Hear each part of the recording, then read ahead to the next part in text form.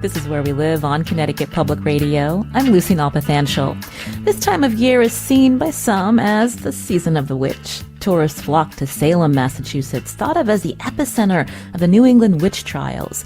But the first woman hanged as a witch was in Connecticut, nearly 45 years before the infamous Massachusetts hangings began. Coming up, we hear from the Connecticut Historical Society about what few documents tell us about this period of hysteria that led to women and some men being executed in the Connecticut colony in the 17th century. First, joining us on Zoom is Leslie Lindenauer, a history professor at Western Connecticut State University. Her focus is on gender and religious culture in early America. Leslie, welcome to the show. Thank you. Good morning. Our listeners can join as well, 888-720-9677. That's 888-720-WNPR. You can share a comment on our Facebook page or find us on Twitter at Where We Live. Leslie, I mentioned the outsized focus on Salem's witch trials, but when we think about the history in Connecticut, what are some of the common misconceptions about what happened here? Well, I think that the biggest misconception is that people tend to ignore what happened in Connecticut in favor of focusing on Salem. And in fact, of the almost 100 cases of witchcraft that went through the full judicial process, almost half of them occurred in Connecticut. Can you remind our listeners about the first woman hanged in Windsor? Sure. Her name was Alice Young. We don't really know all that much about her. In fact, it's interesting because there's been this constant sort of disagreement between the folks in Wethersfield. Mary Johnson in Wethersfield may have been the first witch accused, but her case took a number of years. Alice Young was married. They had a daughter. She was accused and tried and hanged in Hartford, actually, in 1647. You know, I remember talking with Beth Caruso, who is a Connecticut resident, has written a historical fiction based on Alice Young called One of Windsor. And she talked about what was happening during that period. And there's actually a flu epidemic. And so when we think about the factors that led to some women and men being accused, can you talk about what was happening in those towns at the time and the emphasis and the fact that, Puritan culture, how that led to some of the people being accused? Yes. Fear is certainly an element, and probably the most important element in these accusations, fear and this need to project that fear onto or othering people in a community. And disease is one of those things that caused fear, with very little very few means to control disease. The distance between religion and seeking sort of magical remedies was fairly narrow, and anywhere you could find agency, and some of that agency included accusing your neighbors of witchcraft. It's fear of disease, but it's also fear of death from other causes. Fear of death if you're a woman, a childbirthing woman. Fear of indigenous populations that had been decimated over the first few generations in the 17th century. But they weren't that far from a war in 1675, 1676. So those sorts of fears generated discontent and in a community may result in accusations of witchcraft. When I mentioned that some men were also hanged, were they often the husbands of these women accused, Leslie? Yeah, of the 22 men who were accused and went through the judicial process, over half of them were related to women who had also been accused of witchcraft. I mentioned earlier that your focus is on gender and religious culture in early America, and is that how you got pulled into, studying, how witches were thought of, and how it still is seen in our culture today, but departs from what we know from the historical record? Yeah, that's exactly how I got pulled into it, looking for ways that. The common parlance was that religion, and it's absolutely true, particularly Puritan religion, contributed to the patriarchy. But I was looking for ways that women found agency through their religion and didn't find many, although it's interesting to note that accusations of witchcraft. Well, over half of those came from other women against other women. Anyway, that pulled me into the topic, and I proceeded from there and became as interested in the changing perceptions of the witch over time into the 18th and 19th centuries. I assume you visited Salem, Massachusetts. Can you talk about, just how people flock to this town, especially this time of year, thinking about, the epicenter of the New England witch trials, and again, maybe tying it into, what we see in popular culture and how witches are portrayed? Sure. Yes, I've visited Salem several times. I've taken students there before, and it's a really compelling place. It's a compelling place in part because there's this incredible history beyond the history of witchcraft in that town. One of the things that I have grappled with over the years is that it's a town that labels itself the Witch City, and thousands of people visit, most of them in October, without really having an understanding of the fact that the colony murdered 20 people in a very brief period of time in that place in 1692, 1693. So it's a really interesting place because there are now, it's also a place where there are practitioners, where there are people who self-identify as Wiccan or pagan occultists, and it makes it a destination that deserves more complex attention than it receives. That's interesting because when you think about the number that you just mentioned, I believe in the Connecticut colony, was it 35 residents that we know of that were hanged here? There were altogether before Salem, there were 16 people hanged. There were 43 who went through the full judicial process. I see. It wasn't, although when you think about it, and those numbers in towns, that number in the population of, just hundreds as opposed to thousands, it's still a fairly significant impact. Again, you're hearing on Zoom Leslie Lindenauer, a history professor at Western Connecticut State University, as we talk about Connecticut's history in the witch trials. If you have a question, you can join us, 888-720-9677, or find us on Facebook and Twitter at Where We Live. So I mentioned the Puritan era earlier, and when you look at your research, Leslie, the themes of sexism that define the witch hunts, how did that continue after this era? And when you look today, whether it's in art or in literature? Well, I don't think there's any question as we look at the world around us today that some of the same themes that emerged as part of Puritan culture are still with us today. And the response to those themes, have developed and changed over time. In the Puritan culture, this idea that a woman's body was weak and she was vulnerable made her more susceptible to temptation by the devil. And I think, while there isn't the same emphasis on temptation to the devil in 2021, I think this idea that women are inherently weak and need protection from their own evil still exists. We're still, confronting attempts to control our identity and our bodies based on the way we feel, based on the way people feel women need that sort of protection.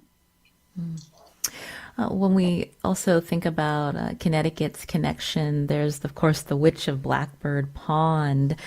When you think about how witches are portrayed or some of these stereotypes, that story in particular, what stands out to you? Oh, I love that story, and I've taught it in the past. It's a really odd little book. I love that it's a Connecticut story, and it's clear that it represents, in the 1950s, an attempt in sort of young adult literature to rehabilitate the witch. Those attempts started happening in the 18th century and through the 19th century. By the 20th century, books like Witch of Blackbird Pond really make an attempt and in fact succeed to rehabilitate the witch, to make that person who's accused of witchcraft in the 17th century someone who was a victim of, in fact, Puritan intolerance. And in that respect, there's truth to that. There's truth to the witch of Blackbird Pond. It is women were more vulnerable in the 17th century to accusations, and there is no evidence that any of the people accused in Connecticut self-identified as witches in the 17th century. So there is that thread that carries us through from the 17th into the 20th and 21st century. I understand you also have a theory about the evil stepmother as we think about the new target in popular culture. Tell us about that, Leslie.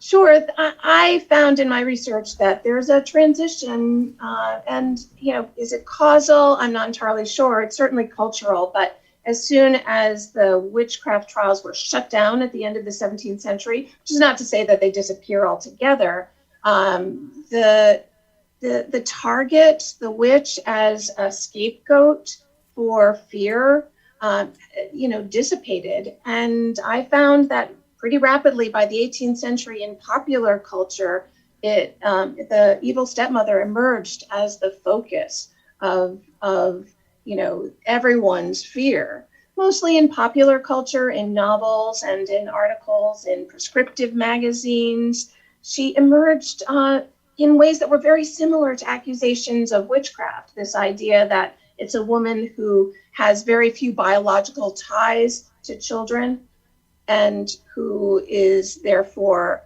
capable of evil intent with regard to children. And that turns out to be a really compelling through line between the witch and the evil stepmother.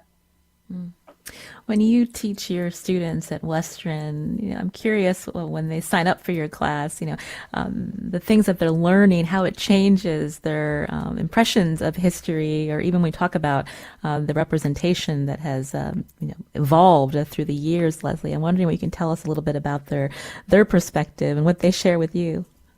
Sure. There are always a handful of students, mostly young women, although occasionally a couple of young men who join the class because they want to be able to self-identify as Wiccan or pagan. And that's great. I love that. I think that the search for their own history takes them back to a time where they want to believe that the people who were accused in the 1600s were witches. And so they have to grapple with the fact that for the most part, there are other reasons why women were targeted, and it wasn't necessarily because, in fact, it wasn't because they identified as witches. So they have to grapple with that. But I think that once we get past that, or once they start to understand that, the ability to think about the way perceptions of witchcraft and witches and who they are is something that they find really compelling. You've been hearing WestConn professor Leslie Lindenauer here on Where We Live, a history professor at Western Connecticut State University. Her focus is on gender and religious culture in early America. Leslie, thank you for joining us. Sounds like we need to sign up for your class. You're most welcome. My pleasure. This is Where We Live on Connecticut Public Radio. Coming up, we're going to hear from two Connecticut witches about their work to reinvent the term and build a community. You can join us too, 888-720-9677. That's 888-720-WNPR, or find us on Facebook and Twitter at Where We Live.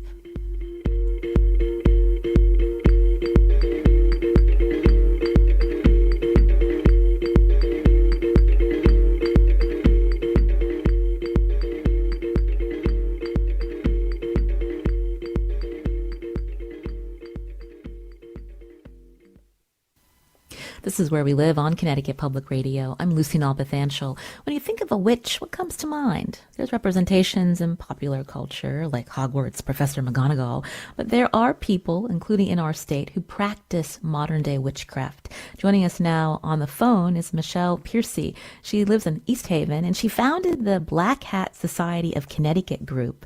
Michelle, welcome to the show. Thank you.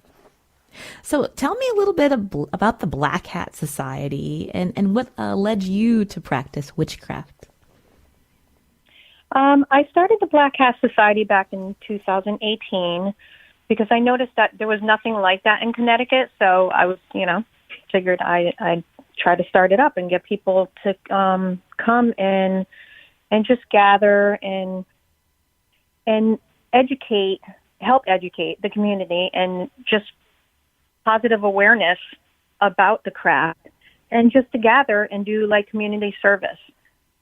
I started practicing when I was younger, but then stopped. And then maybe about 10 years ago, I fully went into it.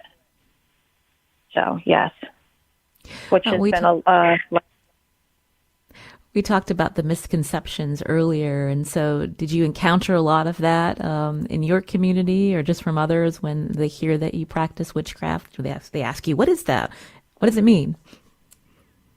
Well, they've asked. I've raised 2 young girls in the East Haven public school system, so a couple times they had to deal with a couple things, but they also tried to educate as much as possible. I really, luckily, didn't have a problem too much.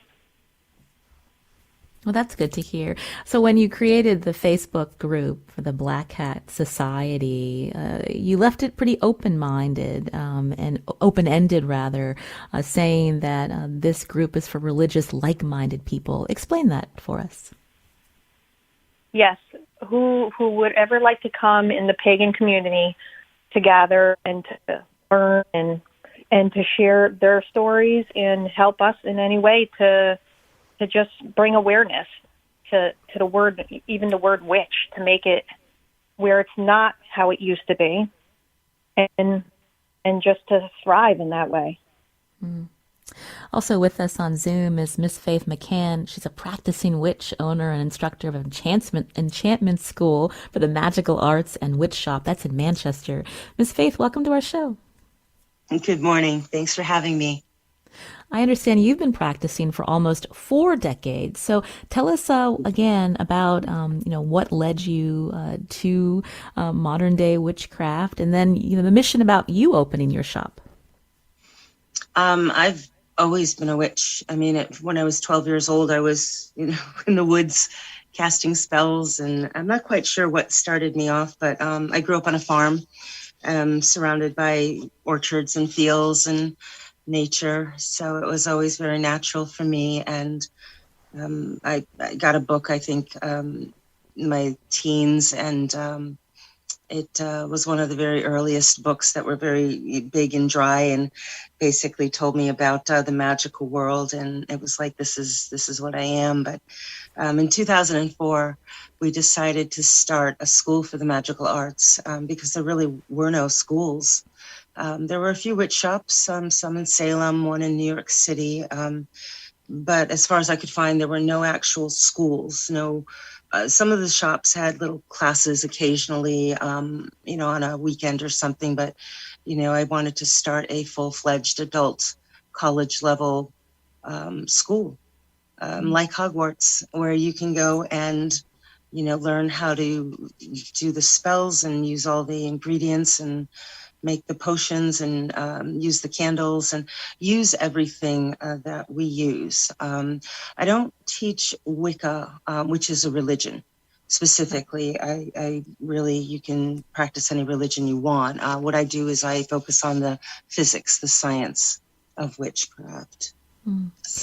So tell me about the people who come to your shop, because earlier we talked about misconceptions based on, more popular culture versus, historical record. And I'm just curious, what some of your encounters have been with people who are open-minded, are interested in this, but do the misconceptions drive them to your shop, and then you are, helping them better understand witchcraft, modern day witchcraft today? Initially when I first opened, I'd have the occasional individual that probably had other issues come in with, the Bible and screaming about, hell and damnation. But, we gently brought them to the door and wished them well.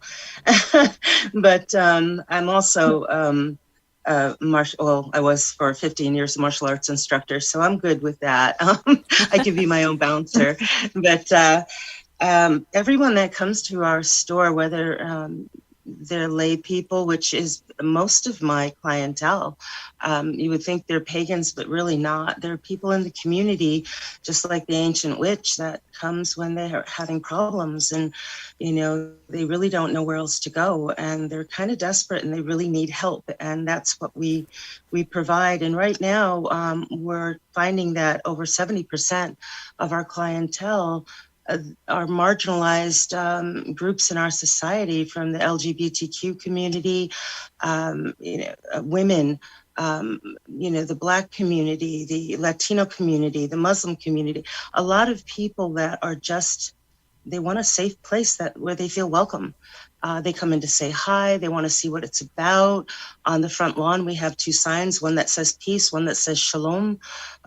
We are welcome to everybody. We are not specific to, like I said, any one religion.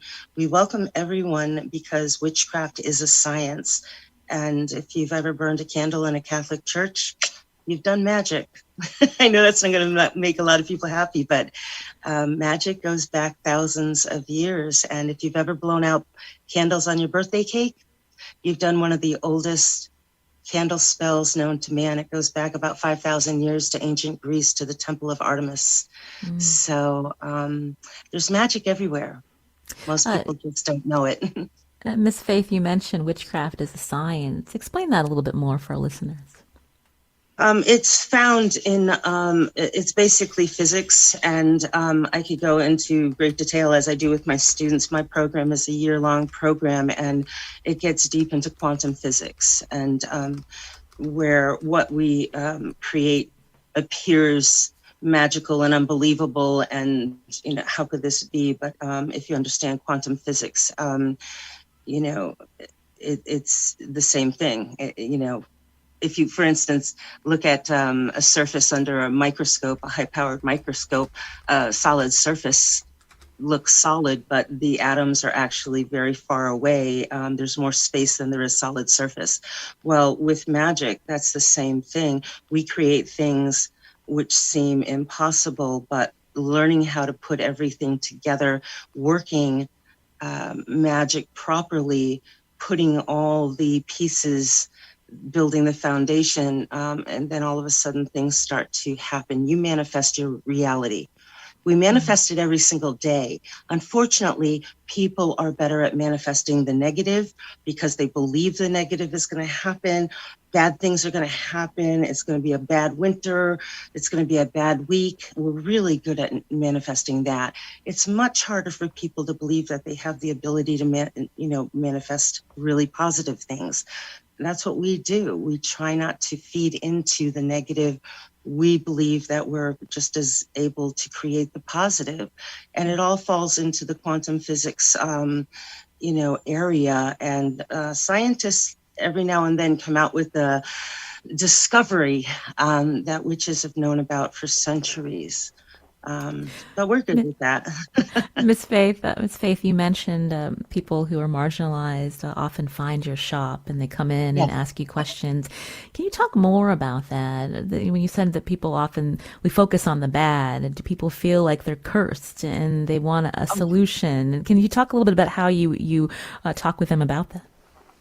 Yes. When people talk about curses and something bad has happened to me and stuff, the first thing I talk to them is one of my very first lessons is, when you talk about being cursed, I tell them there are no such thing as curses. And they really don't want to hear that. Sometimes people are vested in that because they're like, no, all the crap that's happening in my life can't possibly be me. And I'm like, well, nobody has cursed you, because if you believe what you send out comes back to you. And they're like, well, yes, because that's basically what we do. I explain to them, it's like gravity. Again, the physics. If I give you a stone and you drop it 1,000,000 times, it's always going to hit the floor. But if we send out a love spell, it comes back to you. You send out a money spell, it comes back to you. You send out a protection spell, it comes back to you. Well, then why, if you send out a curse at somebody that you're angry at, you dislike, are the physics going to change all of a sudden and not come back to you? It's just going to go to that other person. The physics are always, that rock is always going to hit the floor. So we don't send out curses to other people. it just isn't going to work because it's going to come back to you. That's an example of the physics I was talking about. Yeah. So what we do is we send out love and it comes back to us. We bless those that are angry at us, that hate us, that are, upset with us, or, we just neutralize it. We just stay away from them. We don't do evil things to other people. And when people, this is a really important point. People ask, are you a white witch or a black witch? There is no white or black. I ask them, take a pen. Is that pen holy or evil? And they're like, well, what do you mean? It's like, well, if I write a love spell or a love letter, that's a really beautiful thing. If I stab you with that pen, not so lovely. Again, is that pen holy or evil? It's not. It's simply a tool. Witchcraft is not holy or evil. It's not black or white. It's a tool, and it's the person that is wielding the tool that you have to look at. Just like anything else in our society, it's what the person is doing with it. What are your actions that you have to look at? Miss Faith, we just have a couple minutes left. Again, we're talking with you, and Michelle, of course, the month of Halloween, and we talked earlier about misconceptions. Does that rub you the wrong way that people are only thinking about witches during this time of year? And, what are some parting words for our listeners? Well, if I could finish up, yeah, it does, because people only think of us as caricatures at this time. I mean, I don't even think actually that we're even part of the marginalized societies I mentioned before. People don't even think we're real. People don't feel that, Samhain or Halloween is even a religious holiday. And as far as talking about the New England witch panics earlier, I do a lecture once a year in September about the New England witch panics, and I've started a exhibit in the front of my store that'll be there year round about the 37 people put to death in New England, and each one has a story, and there's a lot of information, actually more than you are aware of, about every single person, simply because there's not a lot of documents about them. Right. But every family has done individual research that I've been able to find. So that's a great Ms. Faith, that's a great transition. Coming up, we're going to be talking to the Connecticut Historical Society about the few documents that are out there, and a woman in Connecticut who has traced her family history to one of the women accused in the Connecticut colony. What a pleasure to hear from you, Ms. Faith McCann. Again, thank you for your time. And Michelle Piercey, who is founder of the Black Hat Society on Facebook. Thank you both. We appreciate it. Thanks for having me. Thank you. This is Where We Live on Connecticut Public Radio. I'm Lucy Nalpathanchel. Earlier, we talked about the history of Connecticut's witch trials, the role gender played. After the break, we'll look at how the few records about Connecticut's witch trials still manage to tell us so much. First, have you financially supported Connecticut Public Radio yet? It's our fall membership campaign. Support the shows you listen to, like Where We Live, by pledging your support. Here are two of my colleagues to tell you more.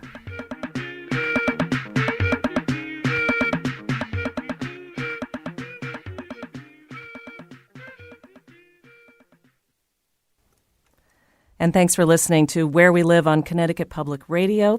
My name is Lee Newton. I am here with Matt Dwyer, and we would love for you to join us today as a member during our October fund drive. This is an excellent opportunity for you to show your support for the local shows like Where We Live that you love so much. You can do that just by making a contribution. You can join us as a sustainer, give a little amount every month. That's a great way to give, and do it today. It's so easy. We've got wonderful ways to thank you, and we're going to be telling you about that in just a moment. But go to the phone, 1-800-584-2788, or you can log on to ctpublic.org. Click on that donate button in the top right corner. And I'm so excited to have Matt with me this morning. It's my first ever pledge drive here. So Yay! exciting. Wow. Congratulations. I'm nervous. I'm nervous about this pledge drive. Will people call up? Will they really call? Please call. Okay. So it's my first time here. And to celebrate, we have a very, very special gift that we're giving away, David Sedaris tickets. And I shouldn't say giving away. You have to actually make a pledge to get them. It's $115, credit card only. That gets you one ticket to David Sedaris, Tuesday, October 19 is the show at the Bushnell in Hartford. It's a 7:30 p.m. show, but you have to call in and or go to the website and make your pledge, now, because tomorrow is the deadline for that. That's sort of the cutoff for that. So we have to get that in soon. So I am very, very excited about my first ever pledge. Yay! Yes. So please, if you're not making a contribution for Connecticut Public Radio, please make it for Matt right now, because this is an exciting moment for him. I need positive reinforcement. I really do need positive reinforcement. We all do, I think. Yes. And Matt, I don't know if you've ever seen David Sedaris in one of these, speaking events, but it is so amazing because he's going to read from his latest book, Calypso. But then he also gives you kind of a little preview of things that he's working on, and it's so fascinating. You get to hear it first, and a lot of what you hear in the show, is probably going to end up in his next book. So it's a really rare opportunity. If you would like to see it, please support it right now. Support David Sedaris and Connecticut Public Radio at the same time. Go to ctpublic.org or call us at 1-800-584-2788. But of course, the real reason that we hope that you're going to support us right now is because you love Where We Live. Lucy Nalpathanchel, an amazing host. She has an incredible group of producers behind her. And they just give you such a great insight into so many different issues that are important to us here in Connecticut. This is tailor-made for you. And if you appreciate it, then do support it today. That's how it happens. Join us right now at ctpublic.org. Click on the donate button or call us at 1-800-584-2788. Absolutely. I produced Where We Live for a while and worked on some of the Wednesday shows here. Having that hour-long chunk of time, with very few breaks, gives you a little extra time to talk to people. I know just reaching out and talking to politicians or newsmakers, sometimes they would almost be surprised that, you want to have us on for 40 minutes? Really? They're used to just sort of short, quick interviews, and having that longer chunk of time gives Lucy more time to sort of get into some of the details and kind of drill down on some important issues. They just recently did a show on women and having drinking problems, especially during the pandemic. They've done shows on domestic violence, just some very serious, very important issues that need to be talked about in depth.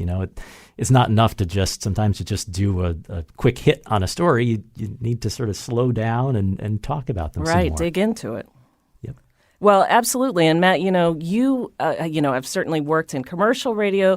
You're working in public radio now, and you know the difference. And there's nothing wrong with either way, but this is a crazy system that we have. I mean, it's wonderful because it gives us the time to really give you the opportunity to hear those stories, to dig into those issues. But at the same time, we are bringing you an amazing product for free and coming to you later saying, is this something you appreciate, and put a dollar value on it? I mean, that is an insane business model, but it's how we do it here at Public Radio, and we wouldn't want it any other way. You can join us right now. Just go to the phone, go online, make that contribution. It can be 1-800-584-2788, or you can go to ctpublic.org. Join us right now. Support Where We Live, and thanks so much. This is Where We Live on Connecticut Public Radio. I'm Lucy Nalpathanchel. Earlier we talked about witch hangings that happened in the Connecticut colony long before the Salem executions. What documents exist in our state that help us better understand that time period? Joining us now on Zoom is Natalie Belanger, who manages adult programs at the Connecticut Historical Society, including programs about Connecticut's witch trials. Natalie, welcome to the show. Hi, thanks for having me. So tell us about the documents that exist, that tell us about that period of time in 1647 when Alice Young of Windsor was hanged. Well, actually, Alice Young is a great starting point to answer this question because there's really not much. Here's how we know Alice Young was hanged for witchcraft. There are two known references to her in the historical record.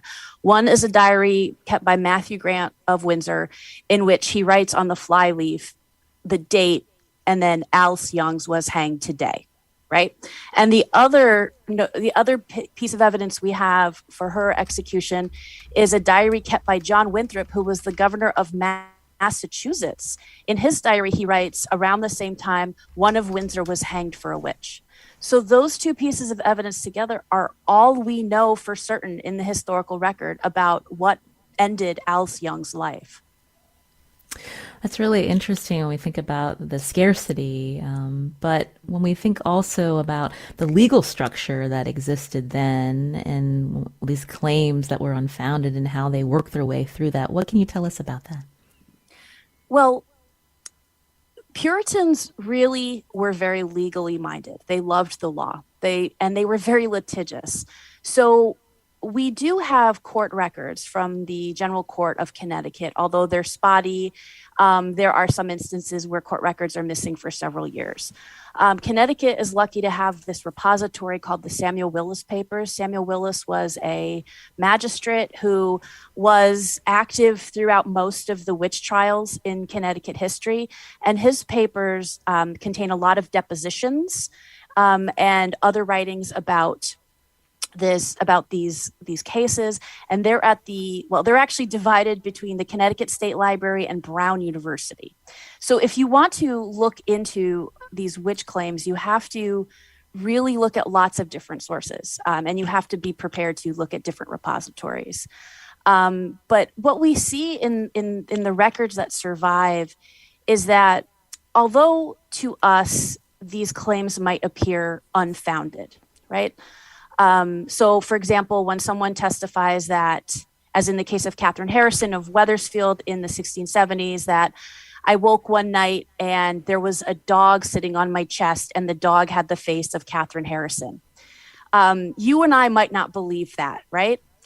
But to the people of the time, they were willing to accept that a witness might be incorrect, that a witness might be mistaken, that a witness might be making something up. And so they come up with ways to figure that out. And as in the case of Catherine Harrison, she was actually convicted of witchcraft, but then the conviction was set aside.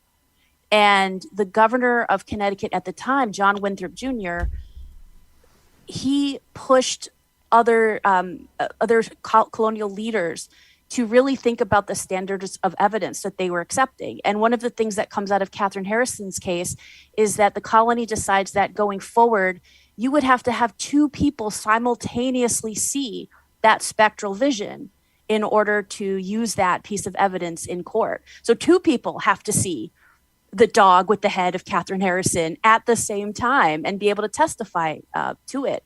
And once that standard is adopted, witch prosecutions and convictions in Connecticut become very, very difficult.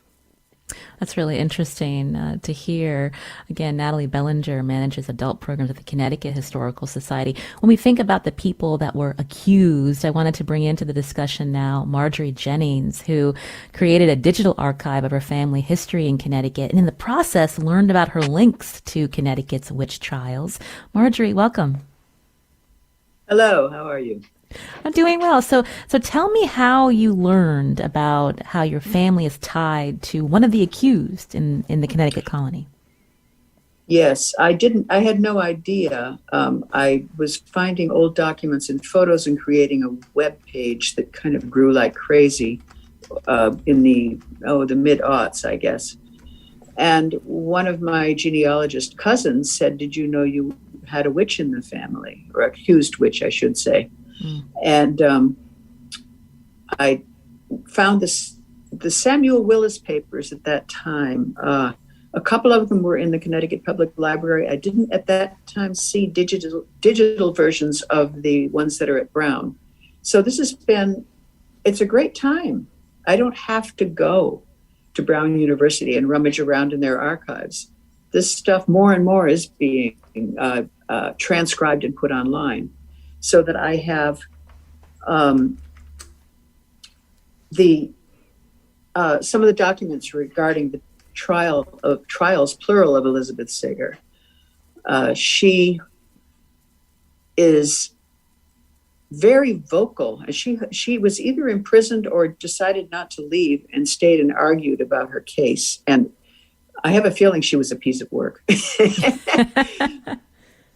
Well, she was panicking and just throwing stuff out, or maybe toying with them. Because when someone accused her of flying, she said, "Well, if I was flying, it's because he made me do it." I mean, who does that when their life is at stake? You mentioned this website. So can you share that with us? Yes, it's on Seeger Mountain, all one word, Seger mountain.org. And it started out mostly about my grandmother and her father cohabiting a house and keeping parallel diaries in 1915. And it was like they were living on different planets. He was a hardworking farmer and she was social, upbeat, having a great time. And while she was doing chores and things, but a totally different take on life, that generational change. And then it grew. Other cousins found things in the attics and gave them to me. And a great aunt had labeled a lot of family photos, thank heavens. And I scanned those and put them in. And then transcribed some stuff so that people who might be searching for specific information about domestic life in the 19th century could search for words rather than just having an image, which is critical when you're trying to broaden access for people. And another reason I'm very grateful for the stuff at Brown and at the Connecticut Public Library being digital. I wanted to go back to Natalie Belanger when we talk about documents and what people can glean from their family history. Yep. How do you respond a little, Natalie, to Marjorie's story? I think it would be a lot of fun to have someone in your family tree who was involved in these trials. And it is interesting because when you look at these documents, so much of this is very dry, and then you get these little glimpses of, as Marjorie said, personality popping out. Elizabeth Seeger was accused several different times and always sort of manages to beat the rap. And right, I mean, there was a case of a man much later, a little bit later on, who who gets accused of witchcraft because he says, I'm going to do a spell. I'm going to make the devil appear when he's out drinking with his buddies. And they say to him, and then he gets in trouble for this. And he says, well, I don't want you to think that where there's smoke, there's fire. And you do get these glimpses of personality. And, perhaps there were some people in the community who were skeptical about witchcraft or at least skeptical about how common it was. Right. So it can be a lot of fun to look at these sources. Natalie, before we run out of time, I believe there'll be some upcoming programs for residents to learn more about this period of time in the Connecticut colony. Can you talk about that? Yeah, so actually the Connecticut Historical Society does programs. We do a traveling program about witchcraft in Connecticut, and we are actually doing a public version of this program on the evening of October 27th. So you can tune in and learn more. It's an online program. You can find out about it at our website, chs.org, and learn a little bit about the breadth and the scope of witch hunting in Connecticut, and also a few individual stories of people caught up in this. Well, the Connecticut Historical Society is a great resource for our state, and we loved hearing from you, Natalie Belanger, who manages adult programs there. Thank you, Natalie, for your time. Thank you. Marjorie Jennings, what an interesting story, this digital archive of your family history, learning about the links to Connecticut's witch trials. Any advice for people listening who are curious about, doing this kind of work themselves? What can you tell them? It helps if you have some genealogical info, but Google is your friend, actually. I think what I like to also tell people is when you're cleaning out Granny's attic or Mom's house and you find paper, don't toss it immediately. It may seem irrelevant to you or baffling, but sometimes there's very interesting stuff. Old diaries, that's all first-person history. And if you can save it, if you can consult with the local historical society, it's critical because that's what we get. That's how I got a lot of this stuff. Although the thing about women back in the 17th century is they're almost invisible. They're somebody's wife, Goody Sigurd, have you. And it's only because of these court things that I know anything at all about her other than her name. Well, Marjorie, those are so great the tips. notoriety is interesting. Yeah. Well, those are great tips for our listeners as we think about the documents that we may have in our homes from our families. Marjorie Jennings, thank you for your time. And if our listeners have time, check out onsagermountain.org. We'll be sure to share a link at Where We Live. I'm Lucy Nalpathanchel. Today's show produced by Katie Pellico. Now, it's Connecticut Public Radio's fall membership campaign. We talk about a lot of different topics here on the show. We learn a lot from the stories of our residents like Marjorie. Support Where We Live with a pledge. Here are two of my colleagues to tell you how. And you're listening to Where We Live on Connecticut Public Radio. Thanks so much for listening, and we hope you'll be supporting it as well. All you have to do is call 1-800-584-2788. Or visit ctpublic.org, click on the donate button, and make a contribution to support this great local show. We're so proud of it, Where We Live, and we hope you'll do that right now. I am Lee Newton, and I'm joined by Matt Dwyer. Hello, and I have a story to tell. Yeah, or at least that I will attempt to tell. I hope I get it right. So the show is Where We Live. Near where I live, there's a house, and in that house, there are people, but there also is a Chihuahua and a German Shepherd. And sometimes when you walk by the house, the two dogs come running out and they're ruff, ruff, ruff, ruff, ruff, yap, yap, yap, yap, yap. And the Chihuahua obviously is a Chihuahua. It's teeny, teeny, tiny. Right. But it's getting right in there. It's got just as much spirit as that great big German Shepherd. And I think that maybe the torture analogy that I'm trying to make here is that if you're out there and you're thinking, well, maybe I can't make a big donation, what difference does it make? Just think of that little Chihuahua.